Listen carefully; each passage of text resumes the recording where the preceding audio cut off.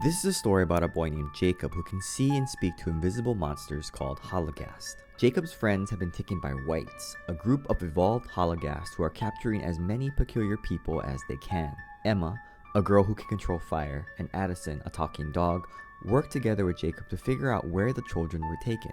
With the help of a boatsman named Sharon, the group carefully travels to Devil's Acre in London, a hidden slum where peculiar outlaws hide and home to the Wights. The group is harassed by pirates and followed by a certain Hologast that only Jacob can talk to. They outrun the pirates and Hologast, and the Hologast is injured in the process. Sharon promises to help Jacob and Emma find their friends, but Jacob and Emma wander down Looch Lane, a street lined with businesses that sell peculiars as slaves. Jacob, Emma, and Addison spot the Wights' fortress, but can't get there because the bridge to the fortress is incomplete.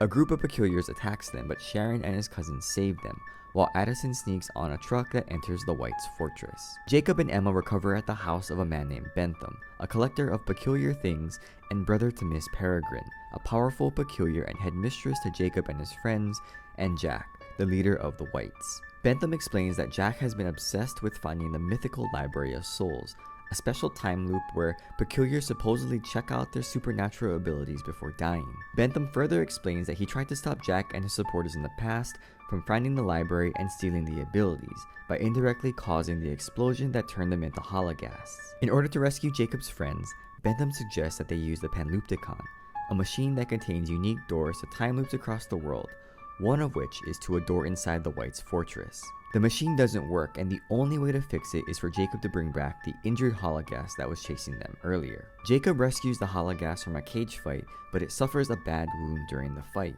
After the Hologast recovers at Bentham's mansion, it is strapped into a chamber and powers the Panloopticon, which allows Jacob and Emma to sneak into the Wights' fortress. There, they meet up with the other peculiar children and the other headmistresses, including Miss Peregrine. However, Jack, who is made known of Jacob's presence in the fortress, offers to spare everyone if Jacob would surrender himself. Jacob refuses, and Jack releases a Hologast to attack the headmistresses. Jacob assumes control of the Hologast and discovers that his peculiar ability to control Hologasts is getting stronger, allowing him to control a dozen of them at once. Led by Jacob and the Hologast, the children escape the fortress and decide to fight the Wights. The children seem to be winning the fight with the help of the Hologast, but an explosion kills off most of the Hologasts, and the tide of the fight turns in favor of the Wights. Bentham appears with his bear, and most of the Wights are killed or captured. All seems to be well, but Miss Peregrine accuses Bentham of betraying them all, having extracted part of Jacob's grandfather's peculiar soul many years ago, which prompts Bentham to storm off.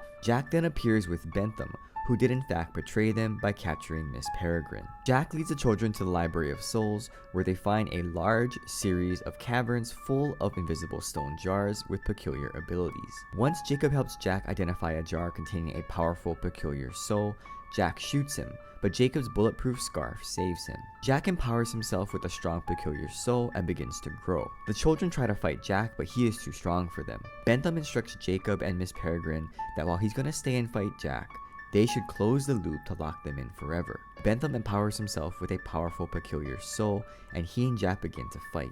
The headmistresses enchant the time loop, and everyone escapes as the time loop closes behind them, trapping Jack and Bentham. After capturing any surviving Wights, the headmistresses and children use Bentham's mansion to recover. Emma and Jacob discuss their relationship, deciding to just be friends because Jacob has to go back to his own time. Jacob goes back through the time loop and is reunited with his parents, who send him to therapy. Jacob and Emma exchange letters, but Jacob's parents confront him about the letters and decide to commit him to an asylum. In the end, just as Jacob is being driven to the asylum, Miss Peregrine and the children appear, proving to Jacob's parents that he isn't crazy. If this video was helpful, please share it with your friends on Facebook and Twitter. Don't forget to subscribe for more Minute Book Reports, and thanks for watching.